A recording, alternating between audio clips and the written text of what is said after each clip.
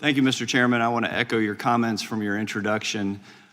What a difference several years makes. And while the censorship industrial complex is on the run, it is not gone.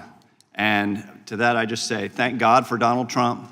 Thank God for Elon Musk. Thank God for Doge, because we're uncovering that just where the tax dollars are going to fund the censorship industrial complex. Mr. Shellenberger, the UN finances initiatives related to misinformation management or supports government funding and third-party development of censorship tools and technologies, correct? Yes.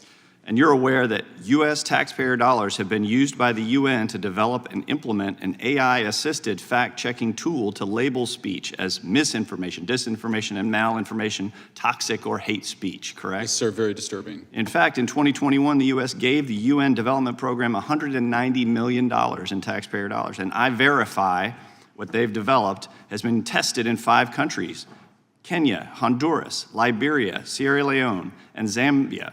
And it's intended to expand to more countries. Does that concern you? Extremely. The UN has also partnered with other players in the censorship industrial complex, including CrowdTangle, a Facebook Meta-connected fact-checking tool. Meeden got $250,000 from the National Science Foundation for identifying and countering misinformation on closed messaging platforms. An international fact-checking network, IFCN, a grant and fellowship-making organization to help fact-checkers, solution providers, and other eligible organizations launch new and innovative fact-checking programs and initiatives. Do you see I-Verify as part of a larger global trend towards centralized control over information? Yeah, and we didn't have a chance to get to it, but USAID has been pushing digital IDs that would tie people's bank accounts to their social media profiles. It's out of Black Mirror. The idea would be that they'd be able to police and potentially debank you for something that you said online. It's extremely disturbing, and I was just kind of shaking my head because after 2 years of this, we just keep discovering more censorship initiatives hidden away in different agencies, the UN, USAID. It's madness. It's terrifying. You agree. Programs like E-Verify and I-Verify, the one you just mentioned as well, could be weaponized by authoritarian governments to silence dissent. And you've seen by our government this as well. And yeah. well, of course, by our government as well. And Ms. Subramania, you've seen this as well. Absolutely. I've seen the weaponization of government to go after innocent people in my own country, in Canada. The truckers' protest of 2022 was a great example of that, where people who protested, they were debanked. So if you were a grandmother somewhere donating $50 to the protest, you were frozen out of the financial system. And it has a chilling effect to the point that people are now afraid of having their voices heard.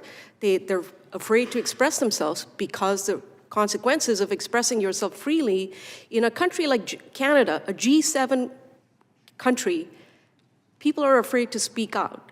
And I've only seen this in authoritarian countries that I've lived in. And that is something that should concern us all. And it's happening here. And it's up to us to lead. Absolutely. And do you think that the Biden-Harris administration's hostility toward free speech contributed to the increased attacks on free speech we were seeing abroad, including pressure by foreign governments against American companies to censor lawful speech? Absolutely. I'm glad you asked that question, Representative Cline. When Elon Musk's free speech rights were being attacked, and they're still being attacked by the EU under the Digital Services Act, there was silence from the Biden administration. You know what that did? That sent a strong message to the rest of the world that the administration could not be relied on to retaliate against governments that suppress the free speech rights of Americans. That's a powerful message, and that's not good. Absolutely. We have to continue to lead. I'm glad President Trump's leading. I'm glad Elon Musk is leading. I've got a bill in to end I-Verify. It's called the End UN Censorship Act. I hope we pass it in this committee and can pass it on the floor. With that, Mr. Chairman, I yield back. Gentleman yields back. We'll take a 5-minute break. We have refreshments back there if you need them.